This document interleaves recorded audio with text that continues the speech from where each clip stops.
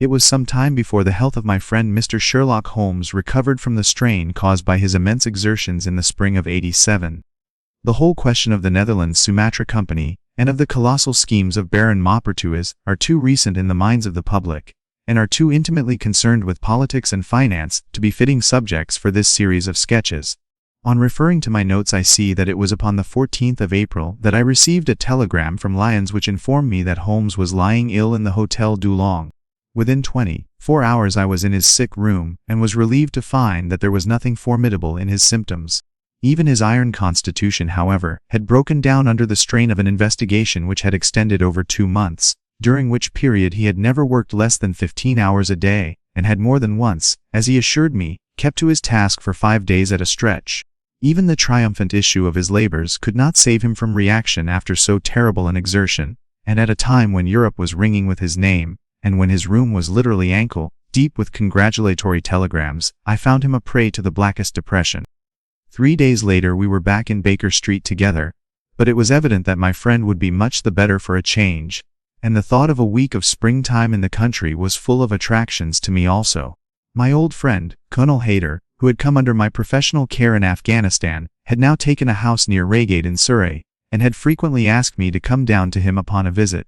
A little diplomacy was needed, but when Holmes understood that the establishment was a bachelor one, and that he would be allowed the fullest freedom, he fell in with my plans. In a week after our return from Lyons we were under the Colonel's roof. On the evening of our arrival we were sitting in the Colonel's gun room after dinner, Holmes stretched upon the sofa, while Hayter and I looked over his little armory of firearms. By the way, I think I'll take one of these pistols upstairs with me, in case we have an alarm. An alarm? Yes, we've had a scare in this part lately. Old Acton, who is one of our county magnates, had his house broken into last Monday.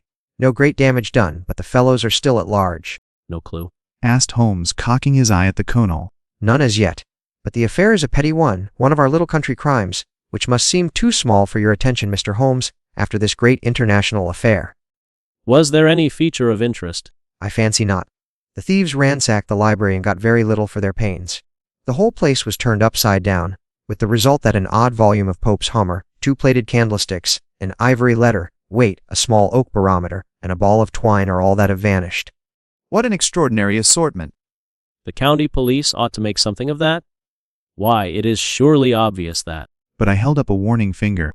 You are here for a rest, my dear fellow. For heaven's sake, don't get started on a new problem when your nerves are all in shreds. It was destined, however, that all my professional caution should be wasted, for next morning the problem obtruded itself upon us in such a way that it was impossible to ignore it. We were at breakfast when the Colonel's butler rushed in with all his propriety shaken out of him. Have you heard the news, sir? At the Cunningham, sir? Burglary. Murder.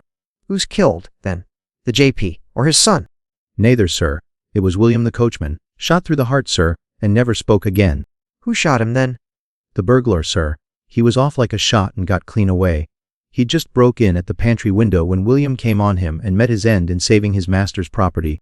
Ah, then, we'll step over afterwards. It's a baddish business, as our leading man about here is old Cunningham, and a very decent fellow, too. And stole that very singular collection? Said Holmes thoughtfully. Precisely. A gang of burglars acting in the country might be expected to vary the scene of their operations, and not to crack 2 cribs in the same district within a few days. I fancy it's some local practitioner. In that case, of course, Acton's and Cunningham's are just the places he would go for, since they are far the largest about here. Well, they ought to be, but they've had a lawsuit for some years which has sucked the blood out of both of them, I fancy. Old Acton has some claim on half Cunningham's estate. The official, a smart, keen-faced young fellow, stepped into the room. Good morning, Colonel. I hope I don't intrude, but we hear that Mr. Holmes of Baker Street is here. The fates are against you, Watson.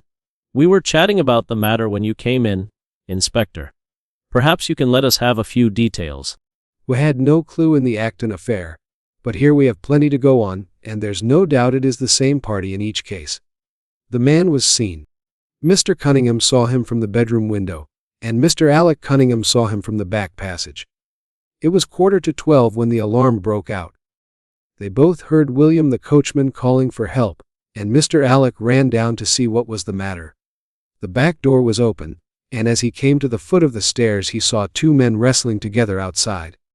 One of them fired a shot, The other dropped, and the murderer rushed across the garden and over the hedge.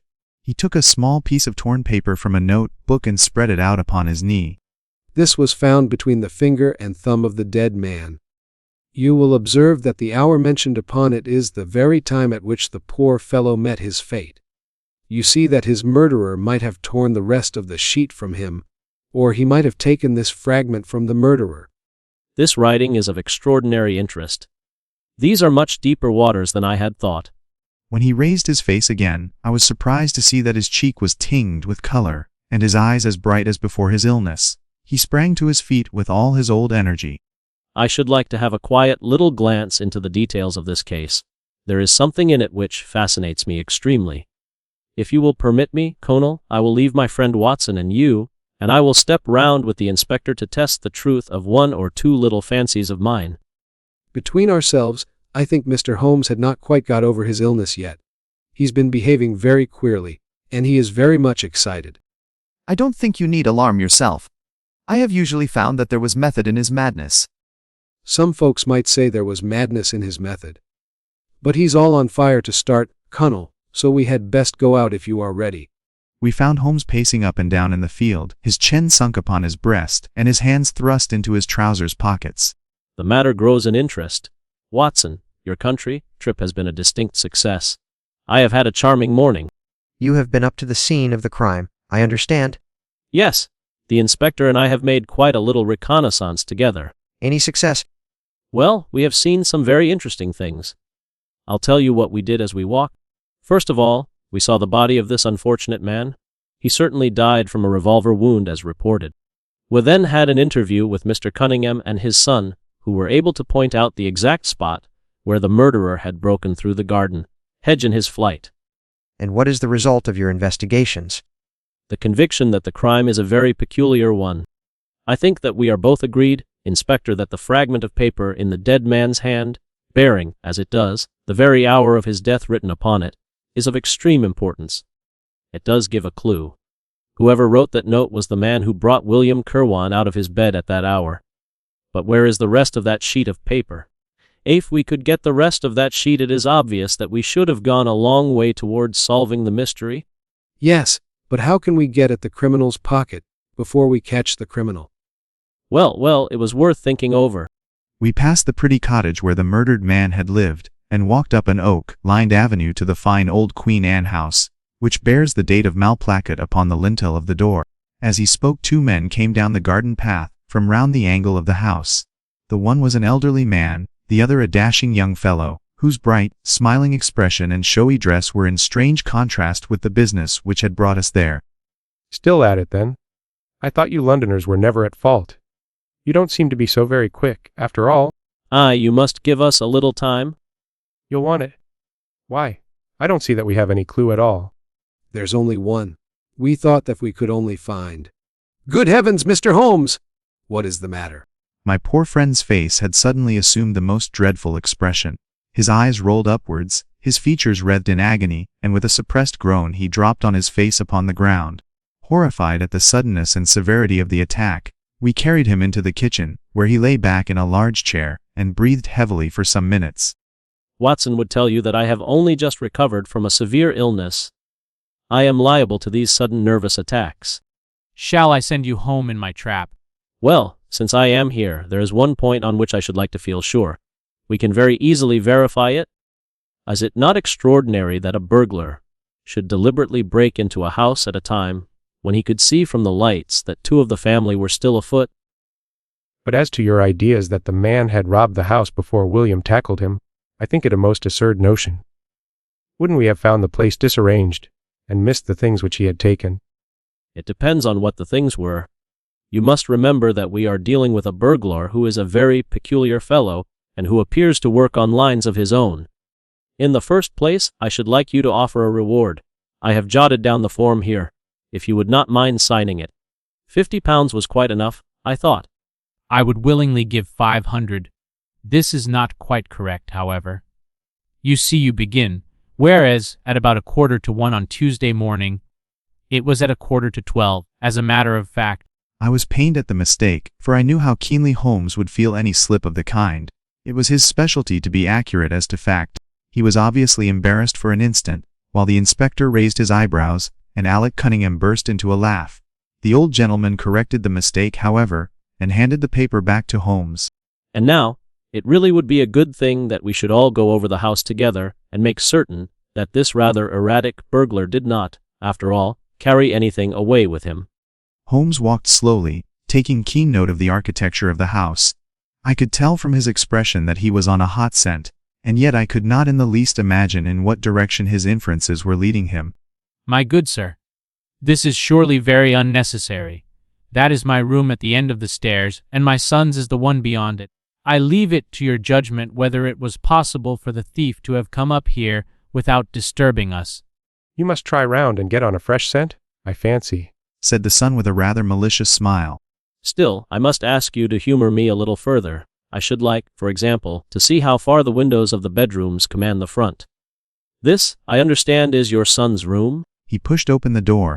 And that, I presume, is the dressing room in which he sat smoking when the alarm was given. Where does the window of that look out to? He stepped across the bedroom, pushed open the door, and glanced round the other chamber. I hope that you are satisfied now, said Mr. Cunningham tartly. Thank you. I think I have seen all that I wished. Then if it is really necessary, we can go into my room. If it is not too much trouble. The J.P. shrugged his shoulders and led the way into his own chamber, which was a plainly furnished and commonplace room. As we moved across it in the direction of the window, Holmes fell back until he and I were the last of the group. Near the foot of the bed stood a dish of oranges and a carafe of water. As we passed it, Holmes, to my unutterable astonishment, leaned over in front of me and deliberately knocked the whole thing over. The glass smashed into 1,000 pieces and the fruit rolled about into every corner of the room. You've done it now, Watson. A pretty mess you've made of the carpet. I stooped in some confusion and began to pick up the fruit, understanding for some reason my companion desired me to take the blame upon myself. Hello. Where's he got to? Holmes had disappeared. Wait here an instant. The fellow is off his head, in my opinion. Come with me, father, and see where he has got to. They rushed out of the room. His words were cut short by a sudden scream of, "Help! Murder!" With a thrill I recognized the voice of that of my friend. I dashed in, and on into the dressing room beyond. The two Cunninghams were bending over the prostrate figure of Sherlock Holmes, the younger clutching his throat with both hands, while the elder seemed to be twisting one of his wrists. In an instant the three of us had torn them away from him, and Holmes staggered to his feet, very pale and evidently greatly exhausted. Arrest these men, Inspector. On what charge? That of murdering their coachman, William Kirwan? Tut, man, look at their faces! Never, certainly, have I seen a plainer confession of guilt upon human countenances. Would you drop it? He struck out with his hand, and a revolver which the younger man was in the act of cocking clattered down upon the floor. Keep that. You will find it useful at the trial. But this is what we really wanted. He held up a little crumpled piece of paper. The remainder of the sheet. Precisely. And where was it? Where I was sure it must be. Sherlock Holmes was as good as his word, for about 1 o'clock he rejoined us in the Colonel's smoking room. He was accompanied by a little elderly gentleman, who was introduced to me as the Mr. Acton, whose house had been the scene of the original burglary. It is of the highest importance in the art of detection to be able to recognize, out of a number of facts which are incidental and which vital. Now, in this case there was not the slightest doubt in my mind from the first that the key of the whole matter must be looked for in the scrap of paper, in the dead man's hand. Before going into this, I would draw your attention to the fact that, if Alec Cunningham's narrative was correct, and if the assailant, after shooting William Kirwan, had instantly fled, then it obviously could not be he who tore the paper from the dead man's hand. But if it was not he, it must have been Alec Cunningham himself. In the very first stage of the investigation, I found myself looking a little askance at the part which had been played by Mr. Alec Cunningham. My dear sir, there cannot be the least doubt in the world that it has been written by two persons doing alternate words. When I draw your attention to the strongs of a and to, and ask you to compare them with the weak ones of quarter and 12, you will instantly recognize the fact. By Jove, it's as clear as day! Why on earth should two men write a letter in such a fashion? Obviously the business was a bad one, and one of the men who distrusted the other was determined that, whatever was done, each should have an equal hand in it. If you examine this scrap with attention, you will come to the conclusion that the man with the stronger hand wrote all his words first, leaving blanks for the other to fill up.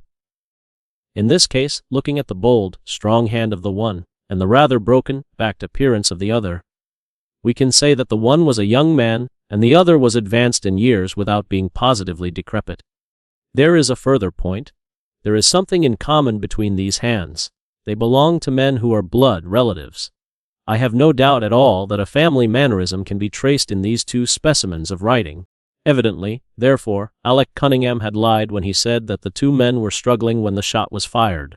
Again, both father and son agreed as to the place where the man escaped into the road. At that point, however, there is a broadish ditch, moist at the bottom. As there were no indications of boot marks about this ditch, I was absolutely sure that there had never been any unknown man upon the scene at all. I understood that a lawsuit had been going on between you, Mr. Acton, and the Cunninghams. Of course, it instantly occurred to me that they had broken into your library with the intention of getting at some document which might be of importance in the case. The inspector was about to tell them the importance which we attached to it when, by the luckiest chance in the world, I tumbled down in a sort of fit and so changed the conversation. Good heavens. Do you mean to say all our sympathy was wasted and your fit an imposture? Speaking professionally, it was admirably done. What an ass I have been!